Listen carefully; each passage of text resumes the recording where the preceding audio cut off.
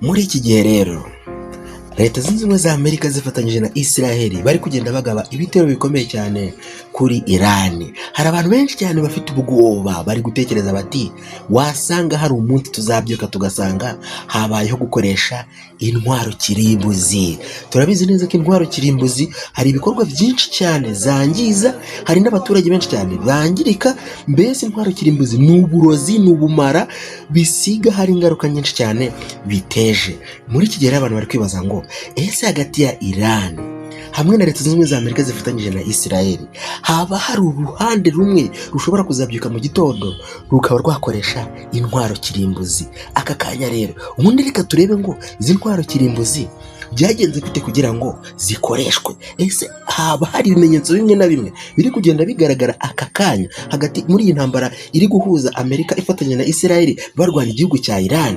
Ese wasanga hari zimwe mu mpamvu zabaye ubushize mu 1945 igihe Leta Zunze Ubumwe za Amerika zagabaga ibitero bikomeye cyane ku Buyapani, ugasanga na n'iyi niko bimeze, tukazabyuka mu gitondo twisanga habaye igihugu gikoresha intwaro z'ubumara cyangwa se bombe atomike.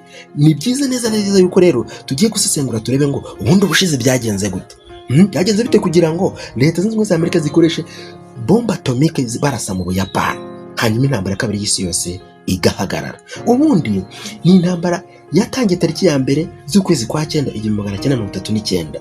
Icyo gihe Ubudage bwari buyobowe na Adolf Hitler bwateraga igihugu cya Pologne. Icyo gihe rero hahise havuka impande ebyiri zihanganye. Hari uruhande rumwe rwarimo icyo bita abariye rero twavugamo nka Leta Zunze Ubumwe za Amerika, Abongereza, Abasoviyete n'Ubushinwa. Icyo gihe barihuje noneho batangira kurwana n'urundi ruhande rushyigikiwe n'Abadage ariko rwitwa Axis, n'abari ku ruhande rw'Abadage. Icyo gihe harimo Abayapani, Abataliyani n'Abadage ubwabo. Noneho bakibaza ngo ese byagenze bite kugira ngo Leta Zunze Ubumwe za Amerika zinjire mu ntambara ya kabiri y'isi yose? Ubundi muri ubwo bushyamirane cyangwa se muri icyo gihe Adolf Hitler yagabaga kuri Pologne, bya bihugu byaje bishyigikiye Pologne byarashweho, noneho n'ibishyigikiye Ubudage biraswaho, hanyuma intambara iba iya kabiri y'isi yose. Hanyuma dusanga ibihugu byose byaje kwisangamo. Ubundi kugira ngo Leta Zunze Ubumwe za Amerika zinjire mu ntambara ya kabiri y'isi yose, nuko Ubuyapani hari ikirwa cyitwa Pearl Harbor, ni ikirwa cya Leta Zunze Ubumwe za Amerika giherereye muri Hawaii. Ni ikirwa rero gikomeye cyane. Icyo gihe Abayapani bagerageje kukirasaho, kandi icyo kirwa twavuga ko nicyo cyambu kinini cyane cy'ingabo zirwanira mu mazi za Leta Zunze Ubumwe za Amerika, gikoreshwa rero mu kubika no kwikorera amato y'intambara. Nuvuga ko ari ahantu h'ingenzi cyane mu mutekano wa Leta Zunze Ubumwe za Amerika, cyane cyane mu nyanja ya Pacific. Icyo gihe rero Abayapani barashe kuri iki kirwa cyitwa Pearl Harbor. Iyi Pearl Harbor rero yarashwe ku itariki 7 Ukuboza mu 1941, nibwo igitero gitunguranye cyaturutse mu Buyapani cyarashe kuri iki kirwa cyitwa Pearl Harbor. Izi rero mu kurasa kuri iki kirwa cya Pearl Harbor, bombe nyinshi cyane z'Ubuyapani zaracyangije cyane, zaracyangije ku buryo zangije n'amato menshi y'indege ya Leta Zunze Ubumwe za Amerika. Abasirikare n'abasivili barenga 2,000 bose barapfuye mu gihe Ubuyapani bwarasaga kuri iki kirwa cya Pearl Harbor. Nuvuga ko kurasa kuri iki kirwa cya Pearl Harbor byahise bihatira Leta Zunze Ubumwe za Amerika guhita yinjira mu ntambara ako kanya. Noneho wakibaza ngo Leta Zunze Ubumwe za Amerika zinjiye mu ntambara, ariko n'ubundi nkuko Iran turi kubona ikomeza kwihagararaho, Ubuyapani nabwo bwihagazeho burahanyanyaza, ariko byarangiye tariki ya 6 y'ukwezi kwa 8 mu 1945 hari 2:15 za mu gitondo ku isaha ya Hiroshima. Igisasu kirimbuzi cyatewe na Leta Zunze Ubumwe za Amerika cyahitanye ibihumbi n'ibihumbi by'abantu, ibitari kitazibagirana mu Buyapani. Iki gisasu rero cya bombe atomike, Leta Zunze Ubumwe za Amerika zafashe iki cyemezo kubera ko yari yihagazeho. Niba ngo Ubuyapani bwari bwihagazeho bwanze kumanika amaboko ko bwatsinzwe, ahubwo Leta Zunze Ubumwe za Amerika ifite icyemezo cyo kugira ngo ikoreshe iyi bombe atomike. Hari indege rero yatwaye iyi bombe atomike yitwaga Enola Gay. Iyi ndege Enola Gay yagenze ahantu hareshya n'urugendo rw'amasaha 6 iherekejwe n'izindi ndege 6 zose z'intambara. Iyi ndege yari itwawe n'umupilote w'intambara witwaga Brigadier General Paul Warfield Tribet Jr. iyi ndege yarekuye igisasu bise Delta Boy. Ni ukuvuga ngo igisasu cya mbere cyatewe Hiroshima cyitwaga, bari bagihaye izina ryitwa Delta Boy, cyapimaga ibiro 64 by'ubumara bwa uranium. Cyafashe amasegonda 48 ngo kigwe kuri uyu mujyi kivuye ku butumburuke bwa metero 580.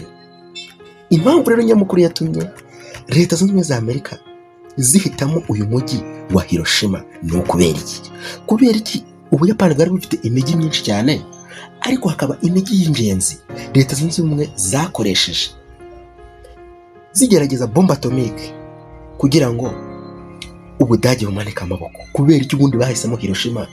Yego wenda bahisemo na Nagasaki, ariko hari n'imijyi myinshi cyane irenga 20 Ubuyapani bwari bufite, ariko ntabwo aribwo bahisemo kugira ngo bahitemo Hiroshima na Nagasaki. Aka kanya rero tugiye kureba ngo kubera iki bahisemo kurasa kuri uyu mujyi wa Hiroshima.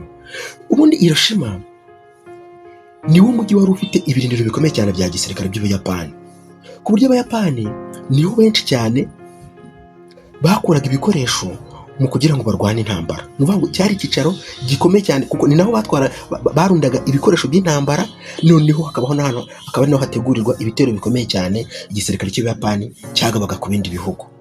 Indi mpamvu ni uko Hiroshima ntabwo yari irigeze yangirika mu gihe barwanaga intambara yo ku butaka, kuko mu ntambara ntabwo umujyi wa Hiroshima wabereyemo isibaniro cyane, kubera ko wari usanzwe urinzwe n'igisirikare gikomeye, kuko ni naho ibikoresho byabikwaga. Ariko rero Leta Zunze Ubumwe za Amerika zawuhisemo kuko wari umujyi utari warasanzwe wangiritse mbere, kandi no bakaba barashaka kugerageza icyo gitwaro kirimbuzi cyabo. Bumvaga yuko nibagerageza kukigerageza mu mujyi ugifite inyubako nta kibazo zitigeze zangirika, bazaza no gupima bakavuga ngo mu by'ukuri iyi bombe atomike twateye ibintu yangije bingana gutya na gutya, kubibara ni ibintu bizaba byumvikana kuko ni umujyi utari warigeze wangirika mbere. Bivuze ngo kugerageza igisasu cyabo bari kureba ngo ingaruka z'iki gisasu bundi ni izihe, cyangwa se ziba ziremereye ku ruhe rugero. Indi mpamvu yatumye bahitamo umujyi wa Hiroshima ni imiterere y'umujyi. Ubundi uyu ni umujyi uri ahantu mu kibaya gikikijwe n'imisozi, bivuze ngo ku buryo ingufu ziturika zari kwihuriza ahantu hamwe cyangwa se hagati y'imisozi, bityo noneho hakangirika cyane bikomeye, ku buryo none byari kwangirika byari kubura aho bisandarira, kubera ko imisozi yari ikikije uyu mujyi. Indi mpamvu rero bahisemo uyu mujyi wa Hiroshima kwari kugira ngo Ubuyapani buhite bumanika amaboko, mbega kwari kwihutisha gutsindwa ku Buyapani. Amerika yashakaga gutuma Ubuyapani ko Japan imanika amaboko ako kanya. Ubwo rero gutera umujyi munini byari uburyo bwo gutera ubwoba no kwihutisha icyo cyemezo. Ibi byose nibyo byatumye uba umujyi wa mbere uterwaho ikibombe kirimbuzi ku isi. Ibi bisasu kirimbuzi byatewe muri uyu mujyi wa Hiroshima rero, cyangwa se na Nagasaki, mu by'ukuri ibi byose byabaye ku itegeko rya Perezida wa Leta Zunze Ubumwe za Amerika, ariwe Harry Truman. Uyu Perezida Harry Truman yategetse ko iki gisasu gihita giterwa muri iyi mijyi ibiri, Hiroshima na Nagasaki, ku buryo Ubuyapani buhita bumanika amaboko. Perezida rero Harry Truman niwe mu perezida wategetse ko iki gisasu kirimbuzi giterwa mu Buyapani. Ubundi Hiroshima ni umurwa mukuru wa perefegitura ya Hiroshima, ukaba n'umujyi mugari wo mu gace ka Shogoku mu burengerazuba bwa Honshu. Ni ikirwa kinini cyane cy'Ubuyapani. Uyu mujyi kuri ubu rero utuwe n'abaturage 1,200,000 kandi wuzuyemo imiturirwa miremire cyane n'ibindi bikorwa remezo byo ku rwego rwo hejuru. Uvuga ngo rero uyu mujyi nyuma y'uko intambara ya kabiri y'isi yose baye bagerageje kwiyubaka, ubu ngubu akaba ari umujyi utuwe n'abantu benshi, kandi ubu ngubu na ba mukerarugendo bagerageza kugira ngo bajye kuhasura. Muri icyo gihe rero, muri icyo gihe cyo gutera ikibombe cya bombe atomike, abantu bagera ku 80 bahise basiga ubuzima ako kanya. Ni ukuvuga ngo byari hafi 30% by'abari batuye uwo mujyi, naho abandi babarirwa ku 70,000 barakomeretse bikabije. Abandi 100,000 bazize ingaruka z'iki gisasu cy'ubumara kirimbuzi bunyuranye nyuma y'amezi y'imyaka myinshi cyane. Hiroshima irimo inyubako 90 mbere y'icyo gisasu, ariko zigera kuri 28 zonyine nizo zasigaye nyuma y'uko bateye icyo kibombe kirimbuzi. Nuko rero muri kubona yuko Leta Zunze Ubumwe za Amerika zakoresheje bombe atomike zirasa mu Buyapani, mu by'ukuri ibi byari ibyaha by'intambara. Ariko hakibaza ngo ese Amerika yaba yarigeze ikurikirana cyangwa se ikurikiranwa ngo ihanwe kuri ibi byaha yakoze? Mu by'ukuri ntabwo yigeze ihanwa, ntabwo yigeze ihanwa kuko Amerika icyo gihe yari mu bihugu byatsinze intambara.